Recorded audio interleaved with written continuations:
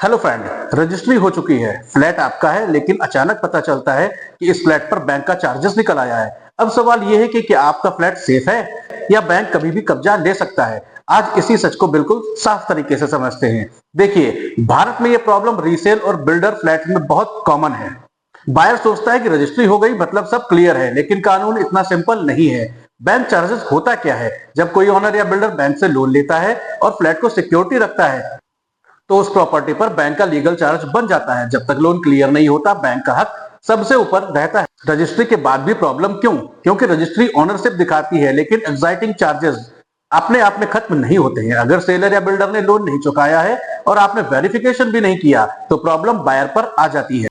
Bank कर क्या सकता है? बैंक के पास सरफेसाई एक्ट के तहत पावर होती है। अब वो आपको नोटिस भेज सकता है, पोजीशन ले सकता है, फ्लैट ऑक्शन कर सकता है, भले ही बायर बिल्कुल इनोसेंट क्यों ना हो। कोर्ट्स ने कई मामलों में कहा है कि बैंक का सिक्योर्ड इंटरेस्ट बायर से ऊपर होता है जब तक लोन क्लियर ना हो। अब आखिर बायर करे क्या? अब प्रैक्टिकल सोल्यूशन समझते हैं। अगर आपको पता चले कि फ्लैट पर बैंक चार्जेस है, तो सेलर से लोन क्लोजर प्रूफ मांगिए। बैंक से नो ड्यूज नो एनओसी मतलब नो ऑब्जेक्शन सर्टिफिकेट लीजिए और सेल डीड में इम्यूनिटी क्लॉज चेक करें। रिटर्न में बैंक से क्लैरिफिकेशन लें कि अगर फ्रॉड हुआ है तो बायर सेलर पर लीगल एक्शन ले सकता है, कंज्यूमर कोर्ट जा सकता है, कंपनसेशन क्लेम कर सकता है। सबसे बड़ी गलती आखिर होती कहां है? बायर अक्सर ही गलती करता है कि सरसाई चेक नहीं करता है, बैंक एनओसी नहीं लेता है, सिर्फ रजिस्टर पर भरोसा करता है। सेलर जेन्युइन मान लेता है कि एक छोटी सी चूक बड़ी लीगल फाइट बन जाती है। सेफ रहने का रूल, फ्लैट लेने से पहले हमेशा ये 4 चीजें चेक करें।